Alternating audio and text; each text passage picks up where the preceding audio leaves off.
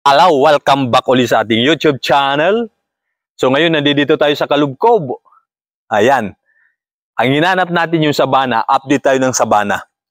So ito na yung Sabana Homes. At siyempre ito yung pangalawang bisita natin sa Sabana, no, dahil may mga nagre-request na pasyalan natin. So ito po yung lugar.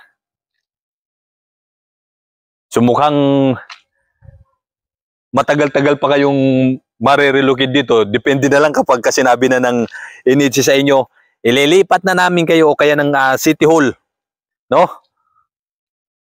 Magagawa ka agad yan. Pagka sinabi nilang, lilipat na namin kayo sa ganito, automatic, tabon na agad yan. Okay, so ito yung lugar nung Sabana. So, di pa tapos. Ayan, pinipinturahan pa nila, ginaganito na nila yung kulay. At ilipat natin para mas makita ninyo. Okay, so ayan isa lang naman talaga yung yari, yung size ng mga bahay. At sa ngayon dito sa lugar na to, relax kasi wala pang tao. At yun, ganyan yung hitsura niya kapag wala siyang kwarto. Malaki rin, di ba? Malapad din. Siyempre, naka-tiles na. At may CR. So wala pang mga inidoro, wala pang madami pang Ang problem dito sa CR na to, naka-elevate yung So maganda kasi dire-diretso na yung tubig dun sa gilid. So may lababo. At siyempre, ito yung extension sa likod. So isa lang talaga yung size ng mga pabahay. At ayan So yung kapitbahay mo sa kabila, merong pader na. Kung magpapabubong kayo, mga ilang pader na lang ang kakailanganin ninyo para magkaroon na kayo ng privacy doon sa kapitbahay nyo sa kabila. Pero kung friendster naman kayo at naman kayo ng kapitbahay nyo, kahit ano na lang yan dyan, pwede na. So ayan, ito yung lugar. Ito pala yung bahay. So ang dahil pang gagawin dito. Kwarto, CR, pinto, lababo, tapos sa wiring, kasi wala pa. Pero kapag sinabing lilipat na kayo dito, gagawin kagad nila to. Pa-prioritize nila. At siyempre, ito yung lugar. Pintana, wala pa mga jealousy. At yan, ito yung lugar. So kasama yan, pipinturahan din nila ng ganyan yan. Kasi mukhang, ito yung kulay ng Sabana, parang brown, kulay.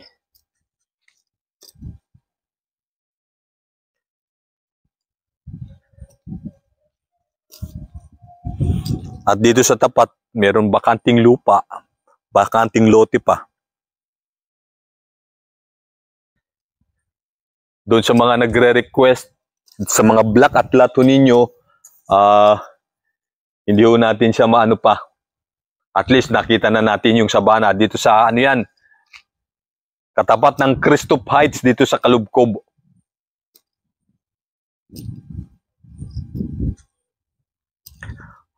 Okay yun, So hanggang dito at hanggang doon sa kabila.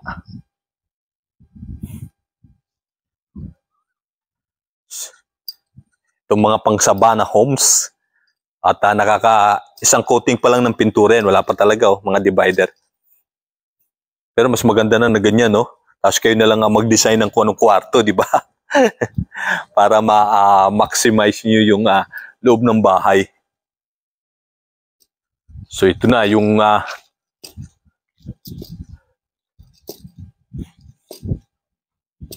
kabuuan ng lugar. At doon sa dulo na yan dyan, ilog na yan.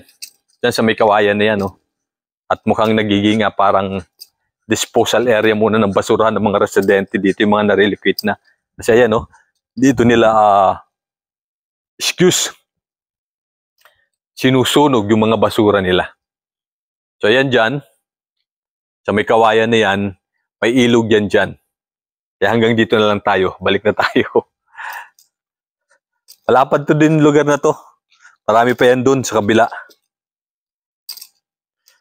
So, siyempre, dahil nga bago din ito, Sabana, wala pang tao. So, ito, may nakalagay, may nakasulat, Ito, Block 63, Lot 11. Ayan, nakikita nyo? May nakasulat pero hindi natin confirm yan kung yan talaga yung block niyan.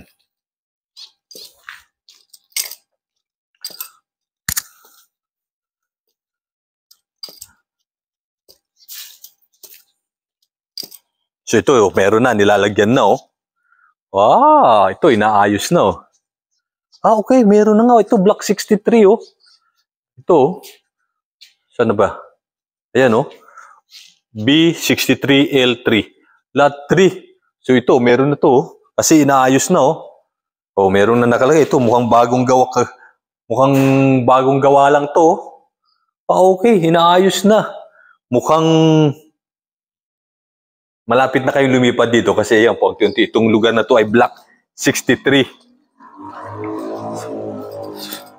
Itong lugar, block 63. Hindi lang natin alam kung anong block yung sa kabila na yun. Pero ito, may nakalagay na tayo, naayos na, nilalagyan na ng divider para sa kwarto. So, ayun, hanggang doon pa, yung iba. Itong block 63, yung parang inuuna. Nalagyan, ito sa kabila, silipin din natin, Sa block 63. Ayan, ayan, Block, di ba? May divider na, may mga bakal na. Ayan din, P63. Ito, lot 2. Yung kabila dun, lot 3. Okay. So, may mga parang ibang bahay. Katulad nun, yung isa na yun, tingnan natin. Nilagyan na rin ng divider. Yung iba, hindi pa. Parang nakadefende sa chart siguro nila ng kung alin muna yung gagawin nila. At yung may mga relocate. At ito, mukhang inaayos nga, Pati yung sa tubig, Tapos yun, diba? Nakaayos na. So ito, katulad ito, block 46. Lot 15. So, ayan, naayos na. 46 to. At nandito yan. Okay. So, ayan. Ayan yung update natin dito sa Sabana Homes. May mga, ito, block 46. Mga ginagawa na, inaayos na. Siguro may mga lilipat na dyan. May mga nag-request na rin sa atin, Kaso hindi natin maano pa talaga yung anong lot. Pero ito, identify na natin na block 46. Ito, may nakasulat. B16 tapos lot 9. So yung kabila din to, kasi inaayos na, meron na divider na bakal para sa kwarto. At block 46 din yun. So itong kabila, hindi natin alam kung anong block. Pero ito, may nakasulat na Balik na tayo dito, ayan So yung kabila na yan, block 46 na rin. Meron na rin doon sa kabila So yun naayos na So ayun, ayun may block 50 na. Okay, ito. May nakalagay na.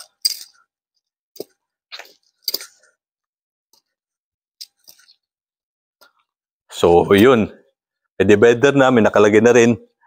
Block 50, lot 15. So ito, block 50, sa kabila nun, block 50, ito ay block 46 naman sa kabila na to. Kasi 46 na sa kabila Automatic, ito ay 46. So yan ito na nga block 46.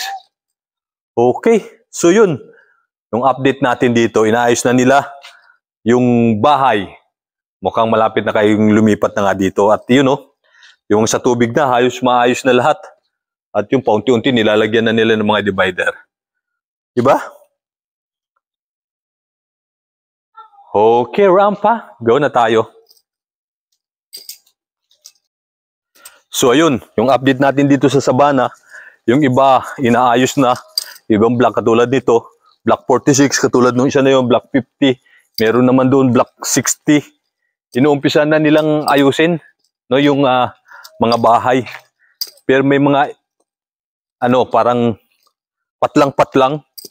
May katulad doon, inaayos na doon sa kabila na yun. Tapos dito, tapos doon naman sa kabila, yung mga inaayos. Siguro yung mga meron ng naka-reserve, yung meron ng beneficiary dito sa mga katulad nitong inaayos na na maaaring ilipat na dito sa mga darating na araw. Kasi naayos na nila yung tubig, halos maayos na oh. Yung mga anuhan ng tubig. Ayan oh, katulad nito.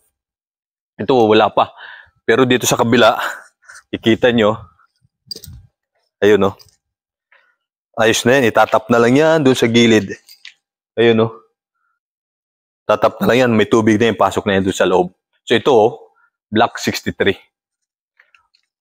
Okay, so yun lang. Yung update natin, sa mga darating na araw siguro, mas ma-identify na natin kung alin pa yung mga nagre-request sa atin. So sa ngayon, ay muna yung update na ano natin sa Sabana Homes. Okay. So maraming salamat sa mga walang sawang sumusuporta sa ating YouTube channel at sa mga videos na ina-upload natin sa ating channel. At syempre, sa mga nag-views at nagsasubscribe, no? Sa ating YouTube channel, maraming salamat sa walang sawa ninyong suporta. Okay? Thank you. Go na tayo. So yung nakita nating inayos na Block 63, Block 50, at Block 46. So yun yung mga nakikita nating mga bahay dito sa Sabana na inaayos na. Siguro sa mga darating ang araw, ibang block naman. At tingin ko, yung 3 block na nabanggit ko, baka ililipat na kayo. Kunti na lang, kunting araw na lang.